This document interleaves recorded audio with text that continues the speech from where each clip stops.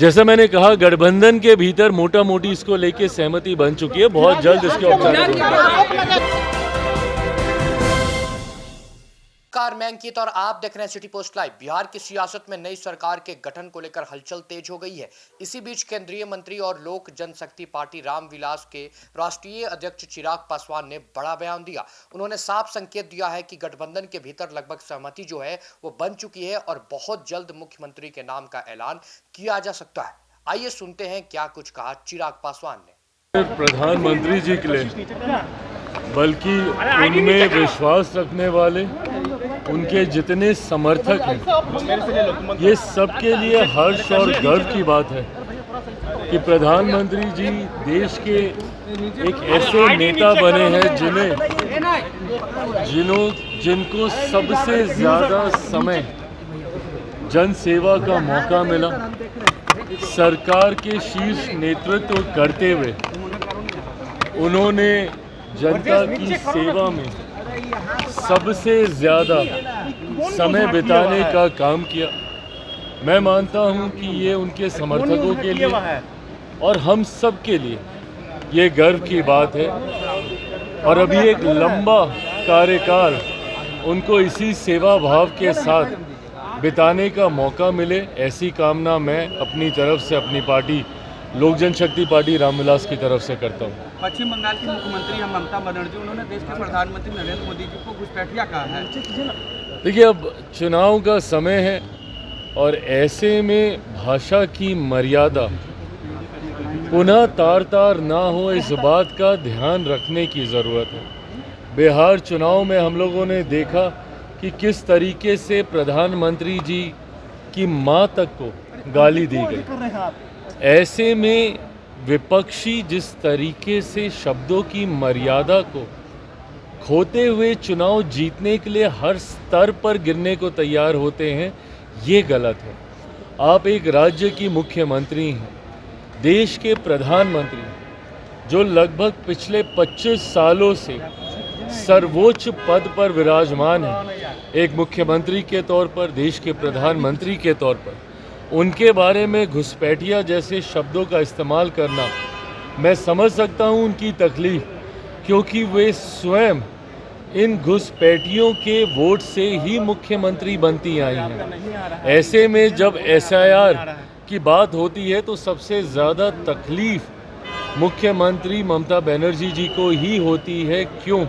क्योंकि कहीं ना कहीं इन लोगों का संरक्षण अवैध तरीके से इनको अपना समर्थक, अपना वोटर बनाने का निरंतरता में जो प्रयास इनके द्वारा किया गया है, उस पे कहीं ना कहीं अंकुश लगाने का काम हमारी सरकार और चुनाव आयोग के द्वारा किया जा रहा है।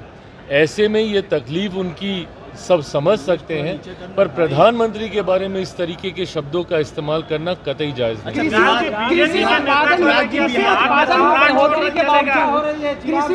में बढ़ोतरी के बावजूद आपने फूड प्रोसेसिंग यूनिट में लगातार बिहार में कमी देखने को, फूड प्रोसेसिंग यूनिट की जो फैक्ट्री है उसमें कमी देखने को मिल रही है, जिसके वजह से किसानों के आय जो है वो नहीं बढ़ पा रहे हैं। इसके लिए क्या पहल किया जा रहा है? देखिए, आने वाले दिनों में जिस तरीके से उत्पादन हम लोग का बढ़ रहा है, मेरे मंत्रालय के माध्यम से विभिन्न योजनाओं में, खासतौर पर अगर मैं अपने मंत्रालय की PMFME योजना का मैं जिक्र करूं, तो उसमें नंबर 1 राज्य इस साल का बिहार ही रहा है। सबसे ज़्यादा अगर लाभ किसी राज्य को हुआ है, और ये आंकड़े सार्वजनिक हैं, ये आंकड़े ये बताते हैं कि सबसे ज़्यादा इस योजना का लाभ मेरे ही प्रदेश को, बिहार को मिला है।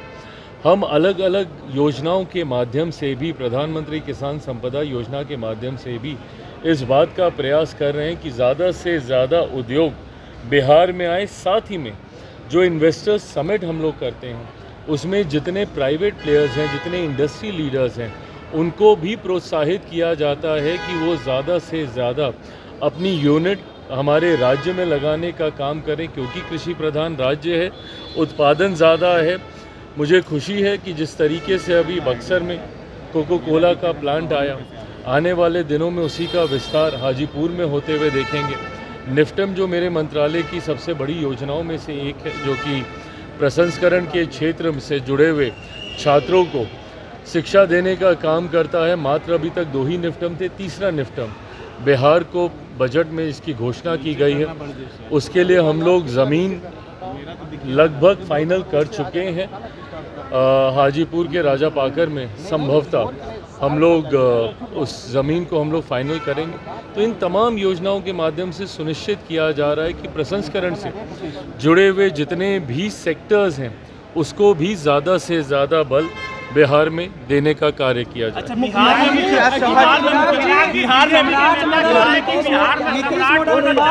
सम्राट मॉडल की बात हो रही है,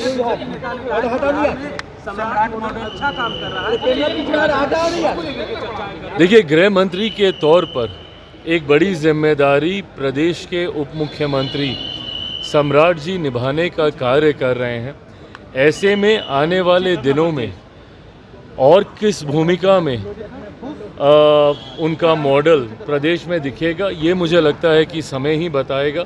पर मैं मानता हूँ कि जो नई सरकार भी बनेगी, उस सरकार भले वो जिसके भी नेतृत्व में वो सरकार बने, उस सरकार में अनुभव मौजूदा मुख्यमंत्री नीतीश कुमार जी का, उनका अनुभव और उनका मार्गदर्शन जरूर रहेगा। जेडीयू की तरफ से भी माना जा रहा है कि उनका मुख्यमंत्री बनाना चाहिए, क्या कहिएगा? जेडीयू की तरफ से भी कहा यह जा रहा है कि मुख्यमंत्री अगर बनाया जाए तो जेडीयू से भी बनाया जाए, क्या देख रहे हैं? देखिए, ये गठबंधन के भीतर इन तमाम विषयों को लेकर बातचीत चल रही है। सब मैटर ऑफ टाइम, समय की बात है। मुझे लगता है बहुत जल्द इसकी औपचारिक घोषणा भी कर दी जाएगी। कौन मुख्यमंत्री होगा, किस दल से मुख्यमंत्री होंगे, कौन उप मुख्यमंत्री होंगे, इन तमाम विषयों को लेकर गठबंधन के 5 दलों के भीतर चर्चाएं ही नहीं, मोटा मोटी सहमति भी बन चुकी है। मुझे लगता है बहुत जल्द इसकी औपचारिक घोषणा कर दी जाएगी, बहुत जल्द उसकी घोषणा की जाएगी। जैसा मैंने कहा, गठबंधन के भीतर मोटा मोटी इसको लेके सहमति बन चुकी है, बहुत जल्द इसकी औपचारिक। बिहार में नई सरकार को लेकर तस्वीर लगभग साफ होती दिख रही है, लेकिन मुख्यमंत्री के चेहरे पर सस्पेंस अभी भी बरकरार है। अब सबकी नजरें इस बात पर टिकी है कि आखिर बिहार की सत्ता की कमान किसके हाथ में जाती है। फिलहाल इस रिपोर्ट में इतना ही। आगे के तमाम बड़े अपडेट्स के लिए जुड़े रहें हमारे चैनल सिटी पोस्ट लाइव के साथ। धन्यवाद।